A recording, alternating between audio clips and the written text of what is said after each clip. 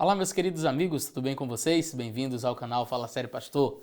Aqui nós respondemos perguntas bíblicas, teológicas, nós analisamos vídeos, nós refutamos ideias equivocadas acerca da palavra de Deus e sempre estamos produzindo algum conteúdo novo, respondendo perguntas que os amigos enviam para mim. Inclusive, se você tem vontade de participar aqui no canal Fala Sério Pastor, você vai entrar no meu Instagram, que está aparecendo aí embaixo, vai mandar uma pergunta para mim, com um vídeo, de preferência na horizontal, com o seu celular, e eu terei o privilégio de responder você aqui no canal. Hoje nós vamos responder a pergunta de um amigo Carlos. Ele tem uma pergunta muito interessante acerca dos mortos. Fica com a gente até o final e já compartilha esse vídeo com seus amigos.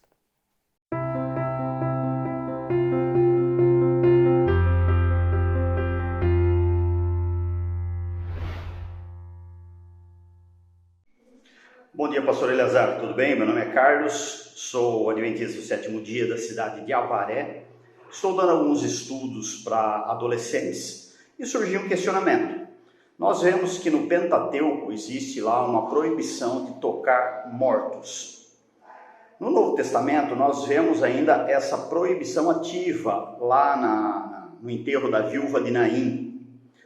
Agora, a pergunta levantada é o seguinte: se existe essa proibição, por que hoje em dia é feito transplante de órgãos? Ou seja, a pessoa morreu, tira-se o órgão dela e põe no corpo da pessoa que está precisando de um órgão compatível como esse daí, né? Então, esse é o questionamento, essa é a dúvida que me travou, tá? Se o pastor puder dar uma luz com relação a isso daí, eu agradeço. Obrigado, pastor. Deus abençoe.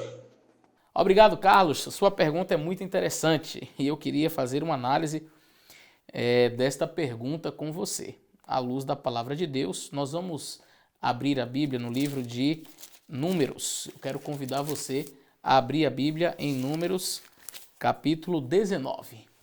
Capítulo 19 do livro de Números, a partir do versículo 11, nós temos ali as proibições que Deus fez em relação aos mortos, não é? Não tocar nos mortos, não se contaminar com o morto. E ali no verso 11 diz assim: aquele que tocar em algum morto, cadáver de algum homem, imundo será 7 dias.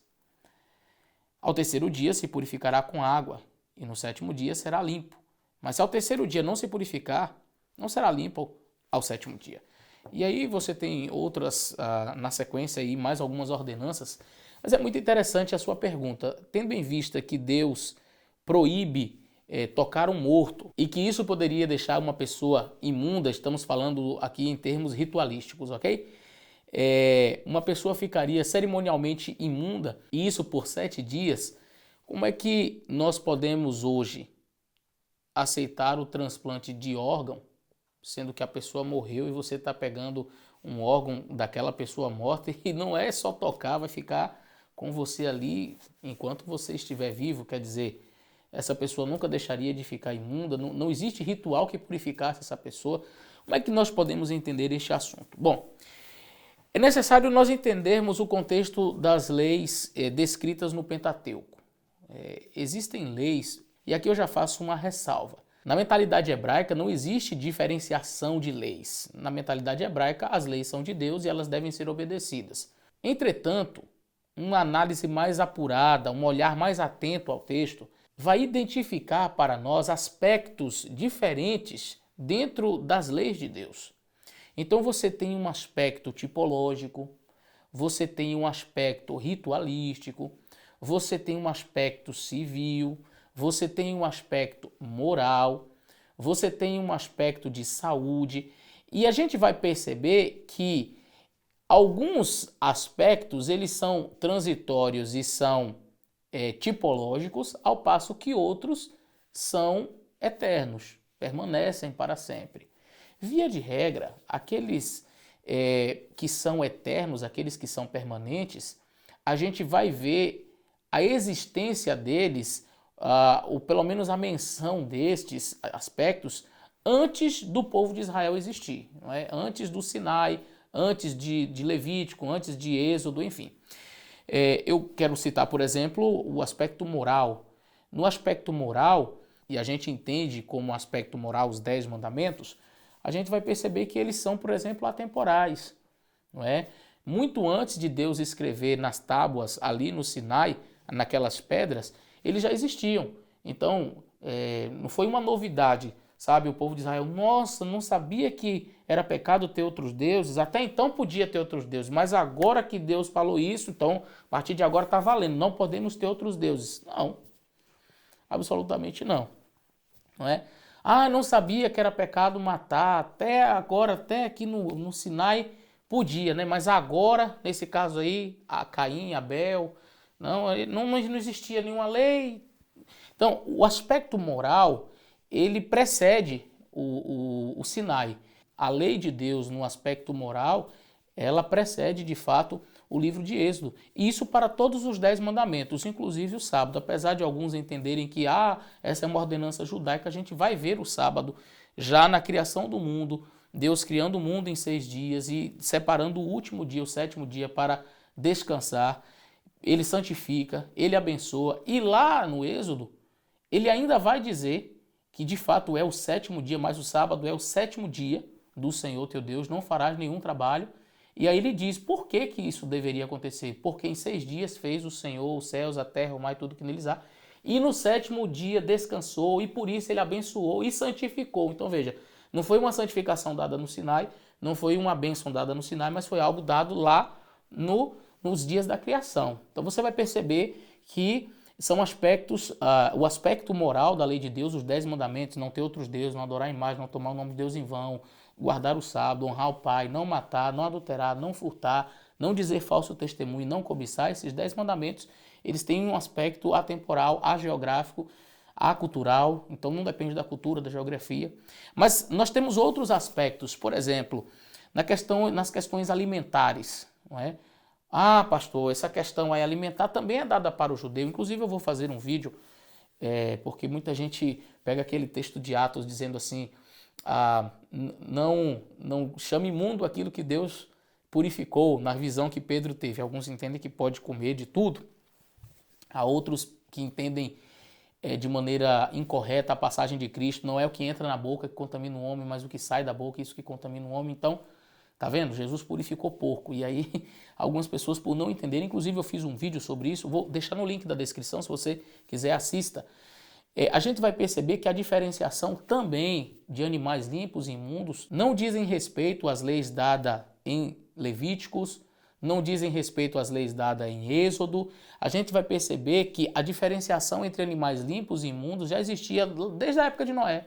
Deus, na hora de colocar os animais na arca, diz: Noé, são 7 pares de animais limpos e um par de animal imundo. Então você tem os animais limpos e imundos sendo diferenciados já desde a época de Noé. Então eu estou mostrando aqui para você que estas leis de Deus, no aspecto alimentar, elas já existiam antes. Existem leis, entretanto, que têm um aspecto tipológico. E o aspecto tipológico, ele tem um cumprimento, ele tem um ápice, ele tem um período onde a sombra vai sempre apontando para a realidade, para algo maior. E em algum momento, esta sombra vai encontrar a realidade. Você tem leis, por exemplo, estabelecidas por Deus dentro da ritualística do santuário. Então, você tem ali um aspecto muito interessante de todo aquele ritual, onde o cordeiro simbolizava Jesus, o pão simbolizava Jesus, o fogo, a água, tudo que tinha ali envolvido no santuário celestial apontava para Cristo. Tudo que estava envolvido na ritualística do santuário apontava para Cristo. Então, por que nós não matamos cordeirinho hoje? Porque o verdadeiro cordeiro morreu. Ou seja, a sombra encontrou a realidade. E no encontrar a realidade, ela atinge o seu ápice. Então a gente tem uma lei que tem um caráter temporário, didático, tipológico, né? Nós temos leis de saúde que são interessantes, dadas por Deus no contexto de Israel no deserto e que foram seguidas pelo povo de Israel e que não se aplicam a nós hoje, mas que são leis extremamente importantes, e a gente vai entender o porquê destas leis terem sido dadas por Deus e porque elas não são ainda hoje válidas. Por que elas foram dadas naquele contexto de Israel?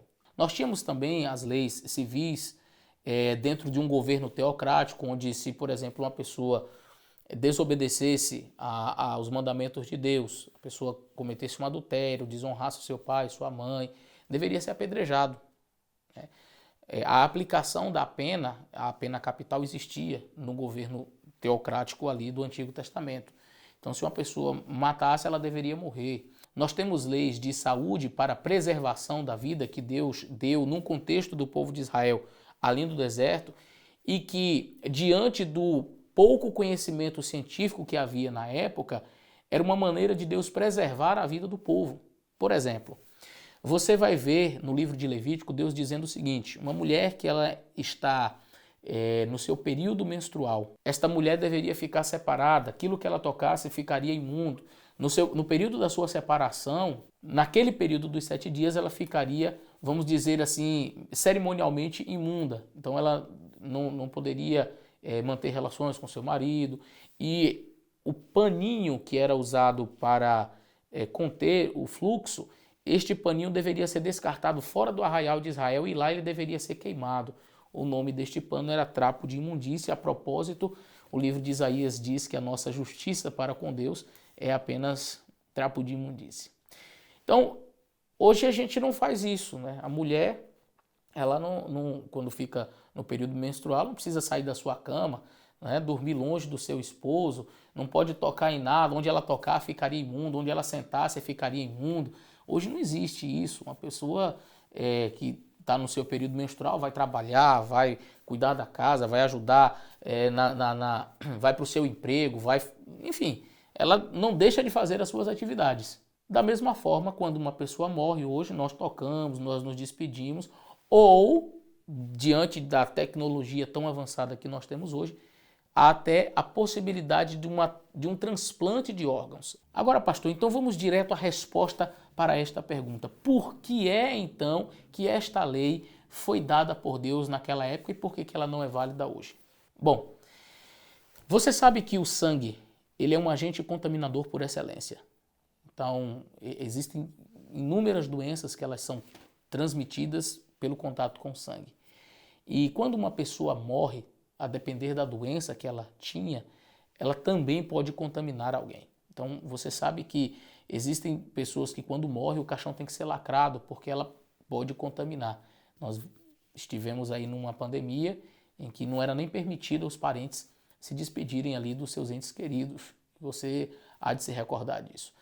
Durante a Idade Média, uma doença que ceifou a terça parte da Europa, a peste negra, ela foi contida seguindo os princípios bíblicos de quarentena. Por que a doença se espalhou tão rapidamente? Porque os indivíduos tinham contato ainda com o morto, tinham contato com a pessoa que quando estava doente, e isso fez com que a doença se alastrasse rapidamente, de maneira que um terço da Europa veio a sofrer em decorrência da peste negra. Como foi que essa doença foi tratada? Quando eles começaram a fazer quarentena, separar as pessoas, os doentes dos não doentes, aquilo então fez com que a doença fosse erradicada. Então veja, o povo de Israel sai do Egito e vai para um deserto, onde as condições de higiene são mínimas, né? Você não tinha saneamento básico, você não tinha um quarto com banheiro, você não tinha um chuveiro. Então veja, uma mulher, por exemplo, quando estava no período menstrual, ela não tinha um absorvente que ela pudesse descartar, já uma lixeirazinha ali onde ela pudesse colocar e fazer toda a sua higiene. Não tinha nada disso, era uma tenda no meio do deserto, aquela areia. E isso poderia facilitar a proliferação de doenças dentro do povo de Israel. E eu estou falando do sangue, mas da mesma forma a questão do morto. Imagine que uma pessoa estava doente, aí Deus pedia para que essa pessoa ficasse separada. Ok, essa pessoa está doente, está separada, mas ela morreu. Bom, já morreu, vamos lá despedir, vamos pegar no morto, vamos... Aí, o que aconteceria? Aquela doença se espalharia para o povo, para toda a nação de Israel. Então Deus, trazendo medidas ali preventivas, profiláticas para o povo de Israel, não permitia que eles então tocassem no morto para que eles não ficassem doentes. Então, era uma medida que Deus deu visando o bem-estar da nação de Israel.